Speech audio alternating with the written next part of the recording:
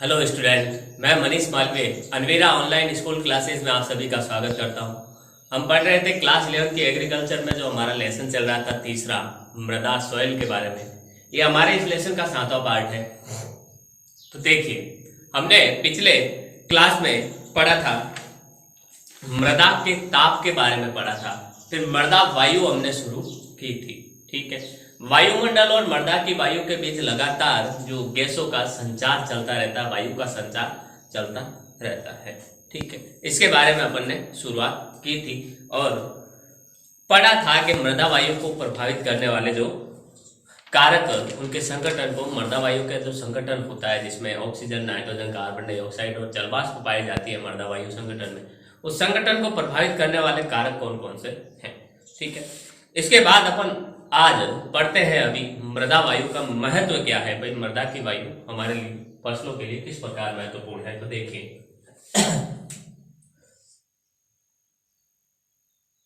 मृदा वायु का महत्व, मृदा वायु का महत्व क्या है। तो देखिए, मृदा वायु का क्या महत्व है।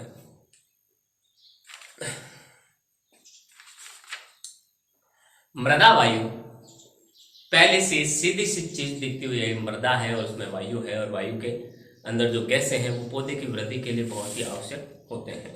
तो मृदा वायु के जो, अगर मृदा की वायु और वायुमंडल की वायु के बीच लगातार वायु संचार बना रहे, गैसों का आदान प्रदान बना रहे, तो जिससे क्या होगा, पुरानी गैसें वायुमंडल में चली जाएगी और नई गैस कहाँ आएगी, वापस मृदा के अंदर आएगी। तो वायु गैसों का नवीनीकरण चलता रहता है, जिससे क्या, पौधे को नई नई गैसें नई गैसें प्राप्त होती है। ठीक है, तो मृदा वायु के समुचित संचार से पौधे की वृद्धि अच्छी होती है। पहली चीज तो, पहला महत्व क्या है, मृदा वायु की समुचित संचार से, मृदा वायु की समुचित संचार से पौधों की वृद्धि अच्छी होती है। मृदा वायु के समुचित संचार से पौधों की वृद्धि अच्छी होती है, पौधों की वृद्धि अच्छी होती है। दूसरी चीज, पौधे की जड़ें उचित आकार व संख्या में होती है, क्योंकि जड़ें कहाँ पाई जाती है, मृदा के अंदर, और वो मृदा के अंदर ही गति करती है, नीचे की तरफ ही गति करती है। तो अगर मृदा वायु अच्छी तरीके से हो, उसका सही तरीके से सभी संगठन अच्छे तरीके, मृदा वायु का संगठन सही हो, तो पौधों की जड़ें की वृद्धि अच्छी होती है और संख्या भी अच्छी रहती है। दूसरा महत्व है, पौधे की जड़ें अच्छे आकार एवं संख्या की होती है। अच्छे आकार एवं किसकी होती है, संख्या की होती है। अगला देखिए, सॉरी,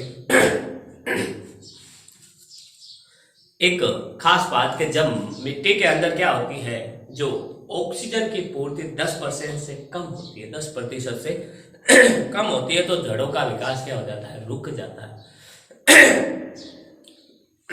सॉरी, यदि मृदा के अंदर, मृदा वायु के अंदर क्या होती है, ऑक्सीजन की पूर्ति 10% से कम होती है, तो जड़ों का विकास ही रुक जाता है, जड़ विकसित ही नहीं होती है, जड़ों का विकास रुक जाता है। और 5% से कम होने पर, सॉरी, 10% से कम होने पर जड़ों का विकास कम हो जाता है, और 5% से कम होने पर क्या हो जाता है, जड़ों की वृद्धि रुक जाती है। तो नोट बना के लिखना,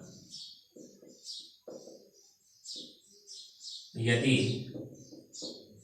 मृदा में O2 10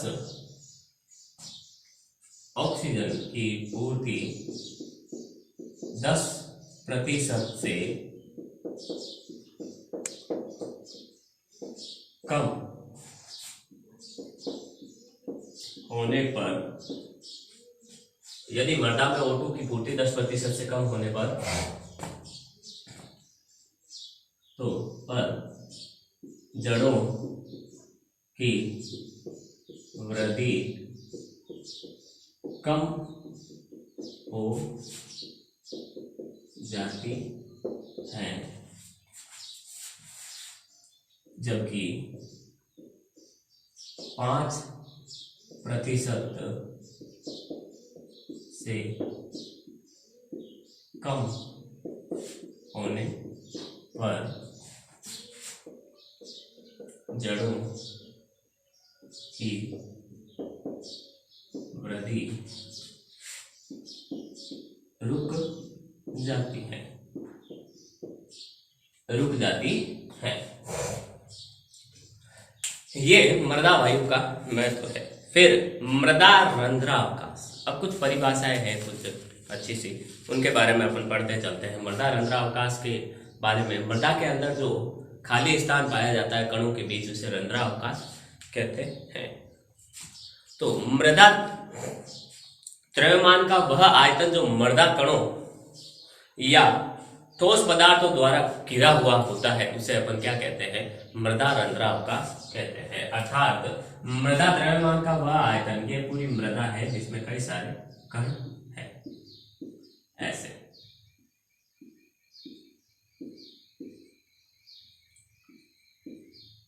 इस प्रकार से कण हैं, ठीक है।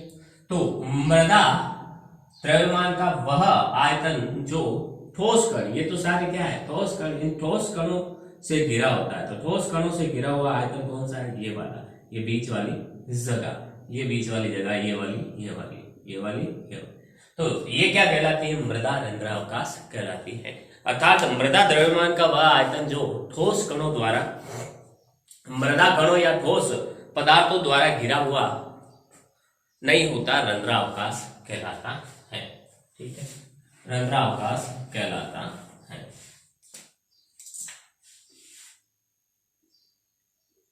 मृदा रंध्रावकाश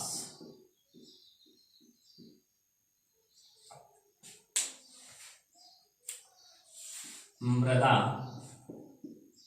द्रव्यमान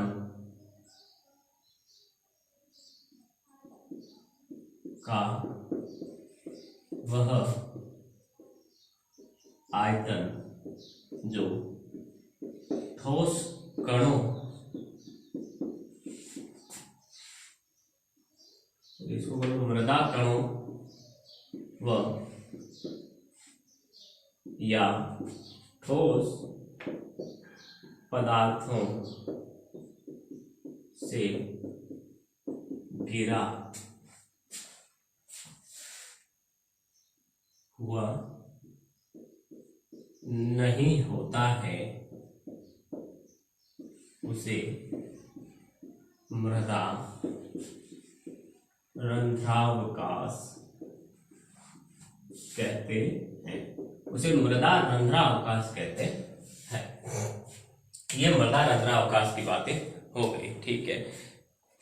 अब इन जो ये जो रंध्रावकाश होते हैं, ये जो जगह होती है उसमें क्या होते हैं? या तो जल या वायु भरी होती है। इन रंध्रावकाशों में जल एवं वायु भरी होती है। इनमें क्या भरी होती है? जल एवं वायु भरी होती है। अब रंध्रावकाशों का आयतन कितना होगा? पूरी मिट्टी में इन रंध्रावकाशों का आयतन अपन कैसे ज्ञात कर सकते हैं? तो देखिए, बड़े कणों वाली मृदा में तो क्या होता है? रंध्रावकाश महीन कणों वाले की अपेक्षा कम होते हैं। क्या होते हैं? कम होते हैं, क्योंकि बड़े कण वाले ज्यादा, बड़े कण होंगे तो वो ज्यादा आयतन घेर लेंगे, तो बीच में, इनके बीच में जगह अवकाश कम होगा। लेकिन महीन कण होंगे तो वह आयतन कम घेरेंगे, जगह कम घेरेंगे और उनके बीच की जगह ज्यादा होती जाएगी। तो देखिए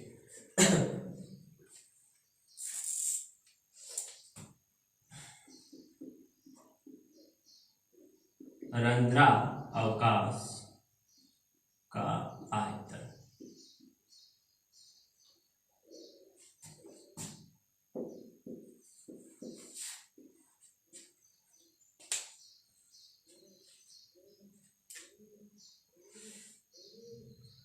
बड़े कणों वाली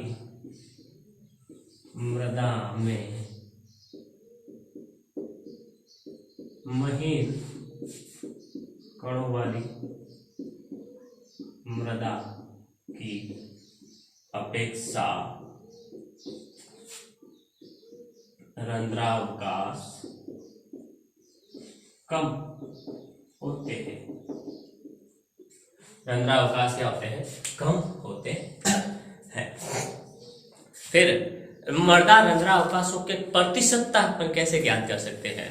अब ये तो हमें पता चल गया कि आयतन किसमें ज्यादा होता है, तो महीन कण वाली में रंध्रावकाशों का आयतन ज्यादा होता है और बड़े कणों वाली मृदा में रंध्रावकाशों का आयतन कम होता है। लेकिन प्रतिशतता अपन कैसे ज्ञात सकते हैं? सवाल अगर पूछ ले कि मान लो इतनी मिट्टी में ऐसे कण हैं, ठीक है, उसमें रंध्रावकाशों का प्रतिशत कितना है, तो वो कैसे ज्ञात करेंगे? तो मृदा रंध्रावकाशों का प्रतिशतता।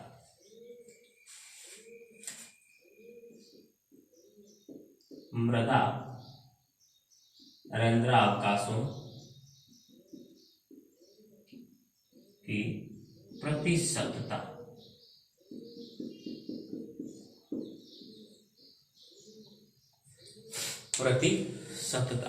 तो देखिए, मृदा के कुल आयतन का वह प्रतिशत, मृदा के कुल आयतन का वह प्रतिशत भाग जो रिक्त होता है, जहां पर कुछ नहीं होता, मृदा के कण नहीं होते, अर्थात मृदा के आयतन का कुल आयतन का वह प्रतिशत जो रिक्त होता है, मृदा रंध्रावकाश प्रतिशतता कहलाता है। मृदा के कुल आयतन का वह भाग जो रिक्त होता है, मृदा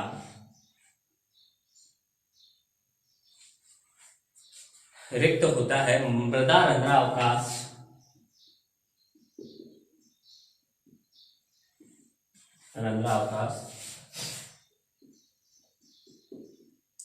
प्रतिशतता कहलाता है।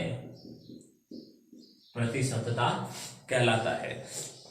मृदा में जल भार वायु के आयतन में परिवर्तन होता रहता है। मृदा में जो जल होता है, जल का जो भार होता है, वो वायु में परिवर्तित होता रहता है। कैसे? क्योंकि जैसे ही जल सूखता है, तो जैसे ही जल उन रंध्रावकाशों के अंदर से सूखता है, तो उस जल की जगह कौन ले लेता है? वायु ले लेता है। और जब बारिश होती है, तो वायु की जगह कौन ले लेता है? वापस जल लेता है। तो ये संचार लगातार चलता रहता है, ये आयतन में परिवर्तन होता रहता है। मृदा में जल और वायु का संचार, मृदा में जल व वायु का आयतन में परिवर्तन, आयतन में परिवर्तन होता रहता है। परिवर्तन होता रहता है। मृदा रंध्रावकाशों का प्रतिशतता का सूत्र क्या है? देखिए, इसका एक सूत्र है, मृदा रंध्रावकाश प्रतिशतता का सूत्र क्या है? टोटल कितना होता है? 100 माइनस, टोटल मृदा का आयतन कितना है? 100 है, ठीक है। 100 में से माइनस करके अपने क्या निकाला? स्थूल घनत्व, पूरा घनत्व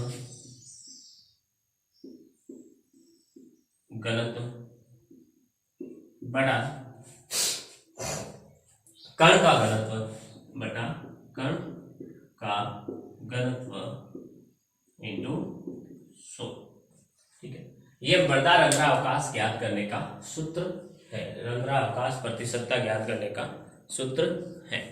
अब ये स्थूल घनत्व क्या होता है, कण घनत्व क्या होता है, इसकी परिभाषा अपन आगे पढ़ते हैं, क्योंकि ये सूत्र है सिर्फ और जब तक हमें स्थूल घनत्व और कण का घनत्व पता नहीं होगा क्या होता है, तब तक हमें लिए इस सूत्र का कोई वैल्यू नहीं है।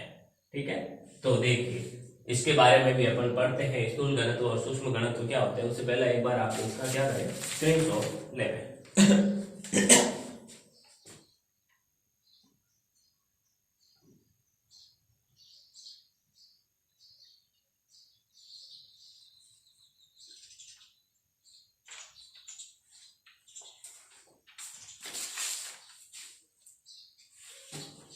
देखिए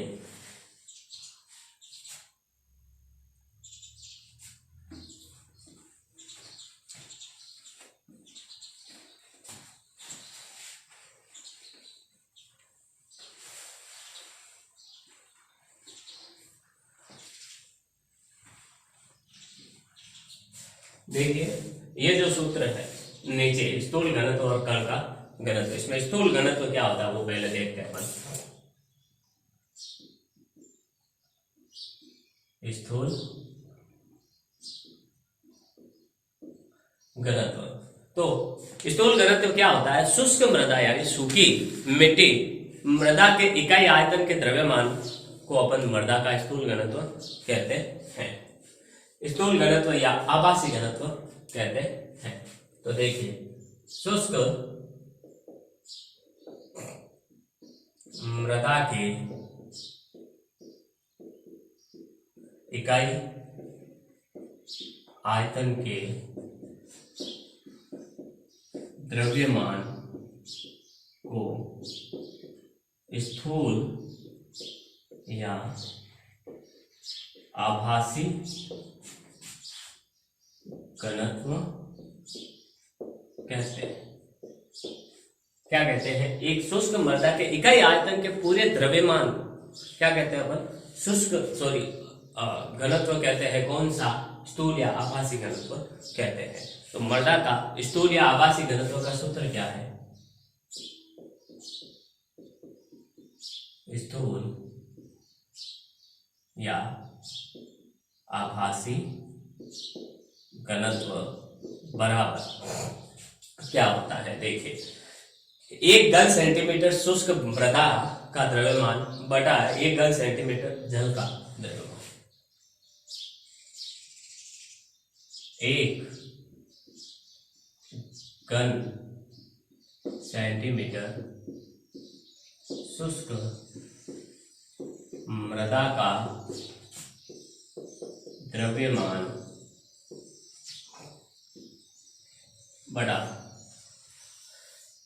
1 घन सेंटीमीटर जल का द्रव्यमान। 1 घन सेंटीमीटर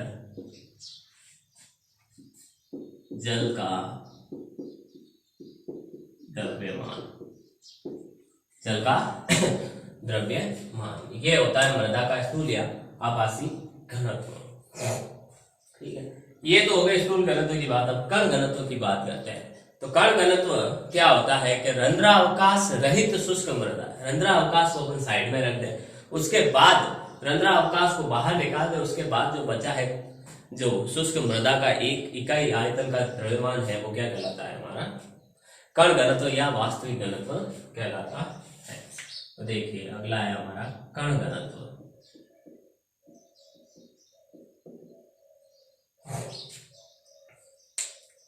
देखिए रंध्रा अवकाश रहित, रंध्रावकाश रहित शुष्क मृदा के, शुष्क मृदा के इकाई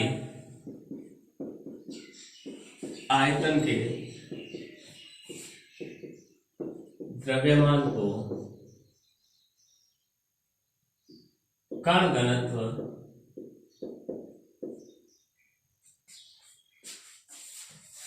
या वास्तविक घनत्व कहते हैं। उसे क्या कहते हैं? कण घनत्व या वास्तविक घनत्व कहते हैं। इसे ग्राम प्रति घन सेंटीमीटर में मापा जाता है, व्यक्त किया जाता है। इसे ग्राम प्रति घन सेंटीमीटर में व्यक्त किया जाता है।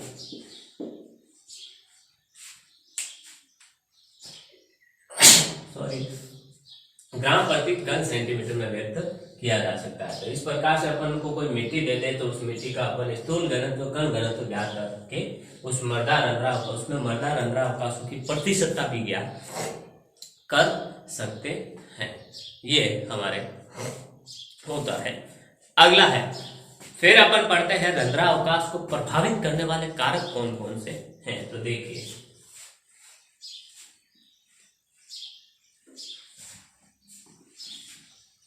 रंध्रावकाश को प्रभावित करने वाले कारक कौन कौन से हैं।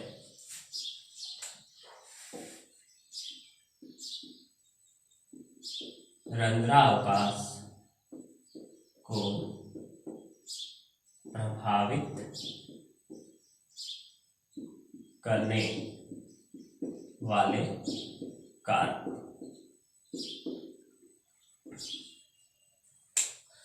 प्रभावित करने वाले कारक कौन कौन से हैं? पहला है मृदा कणाकार। पहली चीज,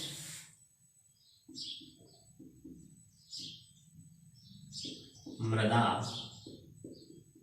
कणाकार। मृदा कणाकार क्या होता है? देखिए, महीन कण वाली मृदा में बड़े कण वाली मृदा की तुलना में, ये तो हमने पढ़ा ही है, पहले भी पढ़ा है कि महीन कण वाली मृदा में बड़े कणों वाली मृदा की अपेक्षा ज्यादा अधिक रंध्रावकाश होते हैं। तो देखिए, मृदा कणाकार के आधार पर महीन कण वाली मृदा में बड़े कणों वाली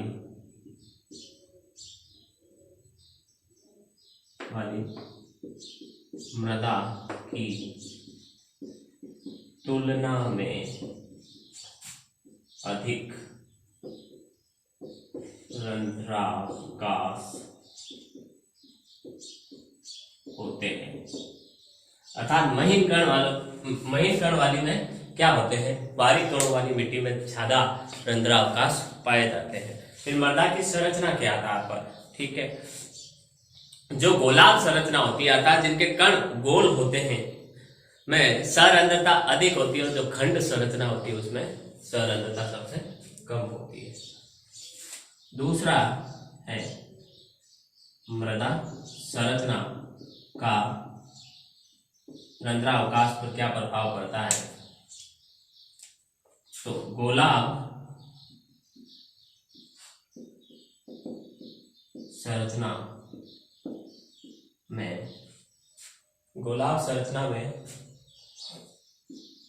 सरंध्रता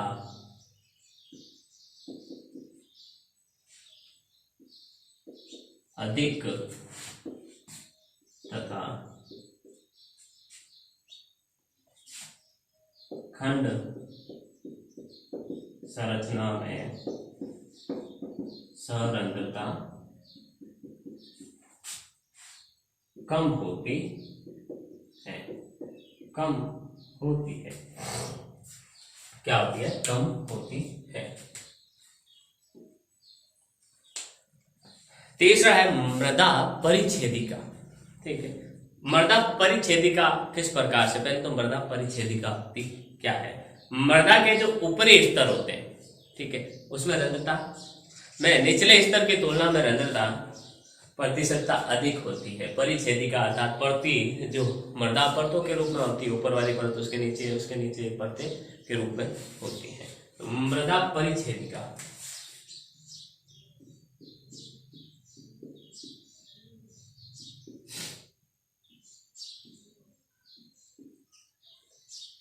मृदा परिच्छेदिका छेदिका।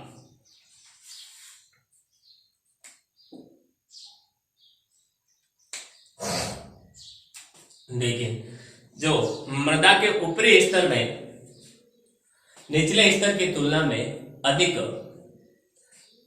रंध्रावकाशों की प्रतिशतता अधिक होती है। मृदा के ऊपरी स्तर में निचले स्तर की तुलना में रंध्रा अवकाश की प्रतिशतता अधिक होती है। क्या होती है? अधिक होती है। इसका मुख्य भाग क्या है? इसका मुख्य भाग ऊपरी स्तर में जीवाश्म पदार्थ की मात्रा अधिक होने के कारण है। अब ऊपर वाले स्तर में जो रंध्रावकाश की प्रतिशतता अधिक होती है, वो क्यों होती है? क्योंकि इसका मुख्य कारण क्या है? ऊपरी स्तर में जीवाश्म पदार्थ की मात्रा अधिक होती है। इसका मुख्य कारण ऊपरी स्तर में जीवाश्म पदार्थ की मात्रा अधिक होती है। अधिक होती है। चौथा देखिए, मृदा में जीवाश्म पदार्थ की मात्रा। ये तो अपन ने ऊपर अभी पढ़ा है जस्ट, कि जहां जीवाश्म पदार्थ की अधिक मात्रा अधिक होती है, वहां संरंध्रता भी क्या पाई जाती है? रंध्रावकाश भी ज्यादा पाए जाते हैं।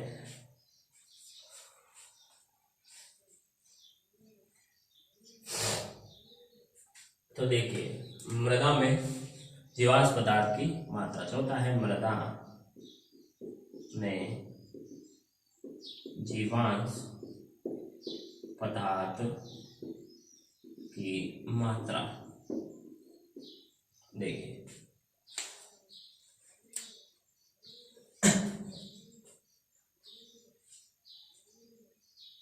मृदा में जीवाश्म पदार्थ की वृद्धि से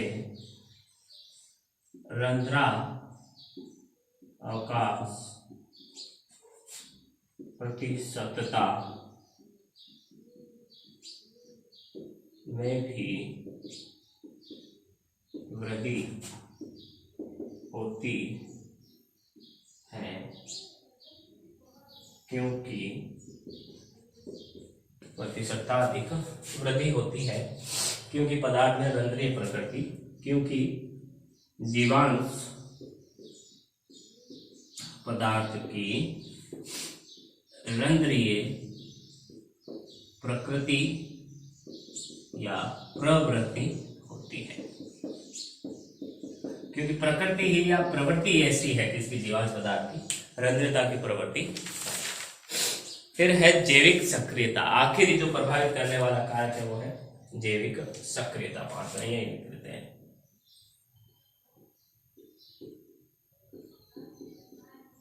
जैविक सक्रियता का मतलब सजीवों की जो सक्रियता होती है उसके बारे में बात कर रहे हैं अपन। तो जहां सूक्ष्म जीव क्या करते हैं? जीवाश्म पदार्थों का विघटन कर मृदा की संरचना दानेदार बनाते हैं, जिससे मृदा में रंध्रावकाश की वृद्धि होती है। जो सूक्ष्म जीव होते हैं वो जीवाश्म पदार्थ का विघटन अर्थात तोड़कर मृदा को दानेदार बना देते हैं, जिससे रंध्रावकाश की प्रतिशतता रंध्रावकाशों में वृद्धि होती है। सूक्ष्म जीव जीवाश्म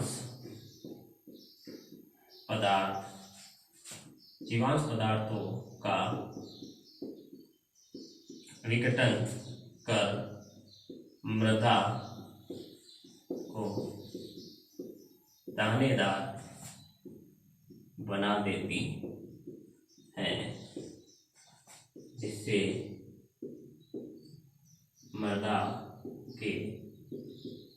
रंध्रा अवकाश में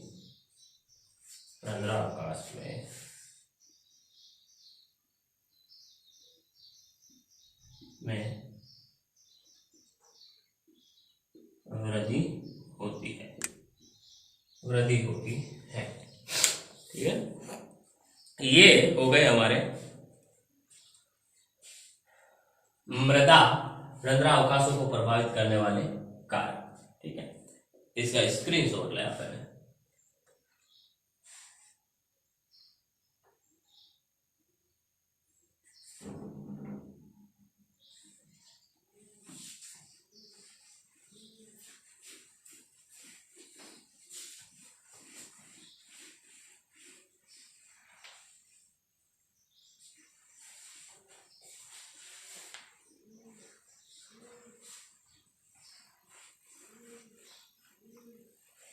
देखिए, अब पढ़ते हैं अपन क्षारीय मृदा और लवणीय मृदाओं का प्रबंधन। अम्लीय और लवणीय मृदाओं का,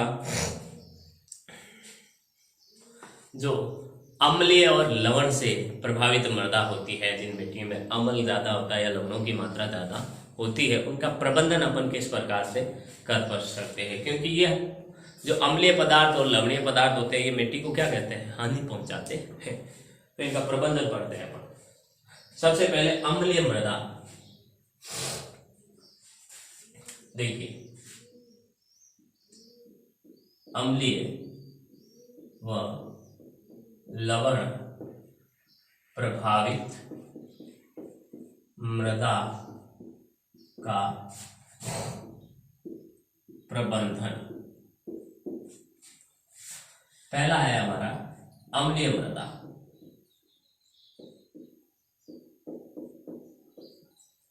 अम्लीय मृदा क्या होती है? देखिए, वह मृदा जिसमें H+ आयन, अगर आपने 10th क्लास में अम्ल, क्षार और लवण वाला जो 5वां या 6ठा लेसन है साइंस का, वो पढ़ा है अगर अच्छे से, तो उसमें ओरेनियस की अवधारणा के अनुसार जो H+ आयन और OH आयन पर ओरेनियस की अवधारणा दी थी अम्ल और क्षार के बारे में, उसके आधार पर यहाँ पर देखिए परिभाषा है किसकी, अम्लीय मृदा की, कि वह मृदा जिसमें OH आयन हाइड्रोक्सिल आयन की अपेक्षा H+ व एल्यूमिनियम की आयन की मात्रा अधिक हो। अर्थात वह मृदा जिसमें हाइड्रोक्सिल आयन की अपेक्षा किसकी, हाइड्रोजन आयन H+ आयन और एल्यूमिनियम आयन Al3+ आयन की मात्रा अधिक हो। तो वह मृदा जिसमें OH- अर्थात हाइड्रोक्सिल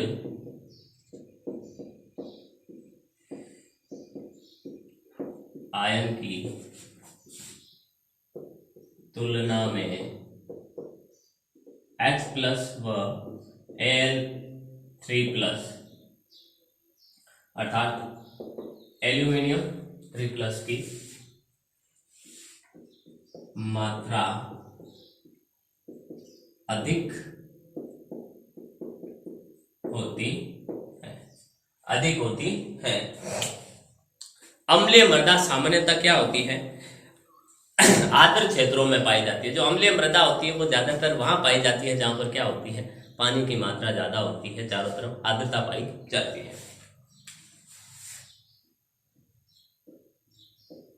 अम्लीय मृदा सामान्यतः आर्द्र क्षेत्रों में पाई जाती है, आर्द्र क्षेत्रों में पाई जाती है।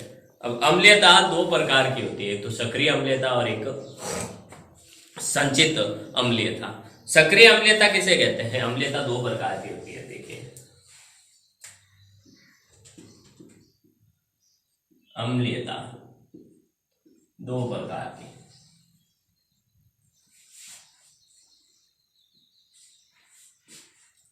एक होती है हमारी सक्रिय अम्लीयता, एक होती है निष्क्रिय तो नहीं कहेंगे अपन, इसको कहेंगे संचित अम्लता। अभी आपको पता चल जाएगा दोनों में अंतर क्या है। देखिए, सक्रिय अम्लता और संचित अम्लता क्या होती है। सक्रिय अम्लता क्या होती है, जो मृदा के अंदर उपस्थित आयंस होते हैं उसके कारण अम्लता उत्पन्न होने वाली अम्लता होती है। ठीक है, तो देखिए, मृदा के अंदर उपस्थित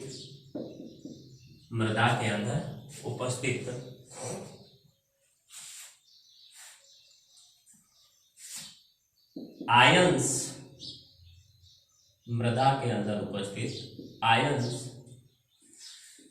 के कारण उत्पन्न, मृदा के अंदर उपस्थित आयंस के कारण उत्पन्न अम्लता, अम्लता क्या कहते हैं, सक्रिय अम्लता कहलाती है। जबकि दूसरा होता है संचित अम्लता। वो किस कारण होती है, जो अम्लता मृदा कणों पर अधिशोषित हाइड्रोजन आयन के कारण होती है। मृदा के कणों के ऊपर जो उपस्थित हाइड्रोजन आयन होते हैं उनके कारण उत्पन्न अम्लता को अपन क्या कहते हैं, संचित अम्लता कहते हैं। तो मृदा के कणों के ऊपर अधिशोषित, मृदा के कणों के ऊपर अधिशोषित हाइड्रोजन आयंस के कारण उत्पन्न अम्लता,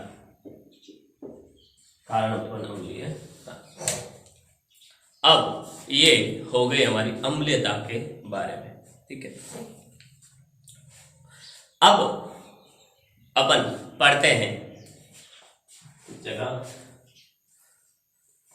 अम्लीय मृदाओं का निर्माण कैसे होता है, ये अम्लीय मृदा बनती कैसे है। तो अम्लीय मृदाओं का निर्माण, अम्लीय मृदाओं का निर्माण कैसे होता है, कैसे बनती है। तो पहला है जो मूल पैतृक पदार्थ की प्रकृति के आधार पर, जो मूल पैतृक पदार्थ होते हैं, मूल पैतृक पदार्थ की प्रकृति, मूल पैतृक पदार्थ की प्रकृति क्या होती है, प्रकृति के आधार पर, अर्थात प्रकृति कैसी है उसके आधार पर मिट्टी की अम्लता निर्धारित की जाती है। अर्थात पैतृक पदार्थ चट्टानों से, हम जानते हैं मिट्टी का निर्माण कैसे होता है, वायु जल द्वारा अपरदन, चट्टानों के अपरदन से क्या होता है, मिट्टी का निर्माण होता है। तो वो चट्टाने इनके पैतृक पदार्थ कहलाते हैं। वो चट्टाने किन से बनी होती है, अगर देखिए क्वार्ट्ज, ग्रेनाइट की चट्टानों से निर्मित मिट्टी। एग्जाम्पल के लिए देखिए क्वार्ट्ज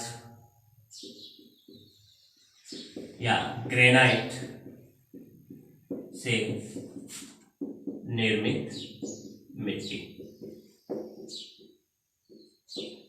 ग्रेनाइट से निर्मित मिट्टी। दूसरी चीज होती है अधिक वर्षा द्वारा सारों का ह्रास। अगर बहुत ज्यादा बारिश हो जाती है तो मिट्टी के अंदर का जो क्षारीय पदार्थ होता है वो बहकर चला जाता है, तो जिससे सिर्फ अम्लीय पदार्थ बच जाते हैं और मिट्टी अम्लीय हो जाती है। तो अधिक वर्षा द्वारा सारों का ह्रास या हानि। ठीक है, अधिक वर्षा से मिट्टी के अंदर के जो क्षारीय पदार्थ होते हैं, जो मिट्टी को क्या करते हैं, जो मिट्टी को अम्लीय और क्षारीय पदार्थ के नियंत्रण रखते हैं, अर्थात संतुलन बनाए रखते हैं। अगर क्षार पदार्थ निकल जाएंगे तो पीछे ज्यादा मात्रा में अम्लीय पदार्थ बच जाएंगे, जिससे मिट्टी क्या हो जाती है, अम्लीय हो जाती हैं। फिर अम्लीय उर्वरकों का प्रयोग करने से भी क्या होता है, खेतों के अंदर उर्वरक जो अम्लीय उर्वरक होते हैं उनका प्रयोग करने से अम्लीयता की मात्रा बढ़ जाती है। तीसरा है अम्लीय उर्वरकों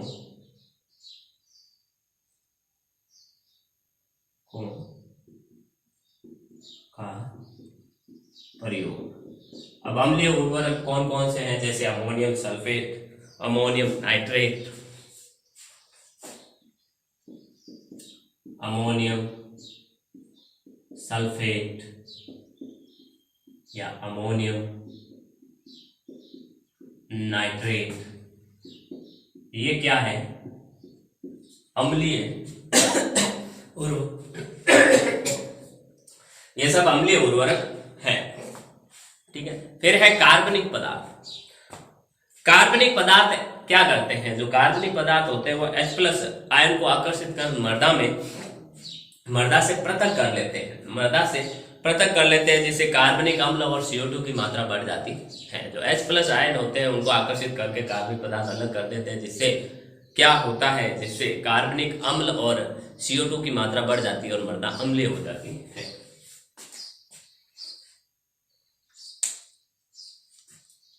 चौथा है कार्बनिक पदार्थ। देखिए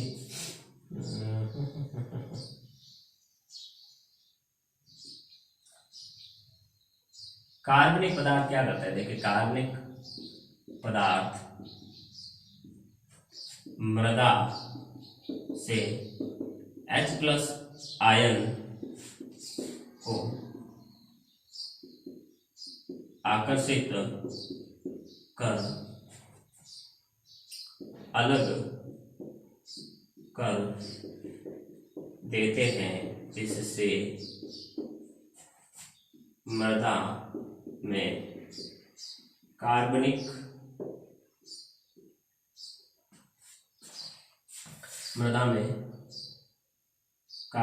अम्ल व CO2 की मात्रा बढ़ जाती है तथा मृदा अम्लीय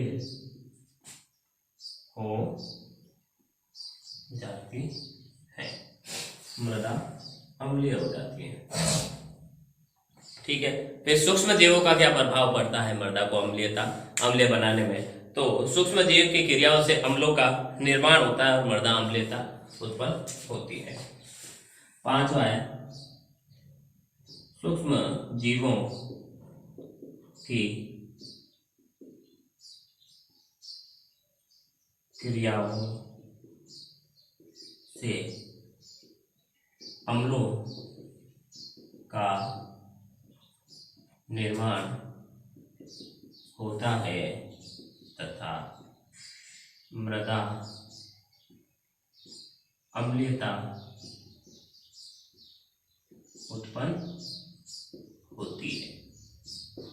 मृदा की अम्लीयता उत्पन्न होती है। ये तो हो गई हमारी बातें, एक बार स्क्रीनशॉट लें इस पर। अम्लीय मृदाओं का निर्माण कैसे होता है उसके बारे में। अब अम्लीय मृदाओं का प्रभाव क्या पड़ता है पौधों पर, वो अम्लीय मृदाओं का अपन प्रबंध किस प्रकार से उनको सुधार सकते हैं उसके बारे में अपन चर्चा करेंगे आने वाली क्लास में। आज अपन ने काफी कुछ पढ़ा है मृदा वायु के बारे में, प्रबंधन के बारे में, उनकी प्रभावित करने वाले कारकों के बारे में, फिर अम्लीय मृदा क्षारीय मृदाओं के बारे में भी अपन ने पढ़ा है। ठीक है। और अम्लीय मृदा को प्रभावित करने वाले कारकों, फिर अपन ने रंध्रावकाश का पूरा टॉपिक किया है आज, रंध्रावकाश किसे कहते हैं। ठीक है। फिर रंध्रावकाश प्रतिशतता क्या होती है उसके बारे में चर्चा की, रंध्रावकाश को प्रभावित करने वाले कारकों के बारे में भी अपन ने चर्चा की। तो उम्मीद करता हूँ जो भी आज अपन ने पढ़ा है वो आपको समझ में आया होगा।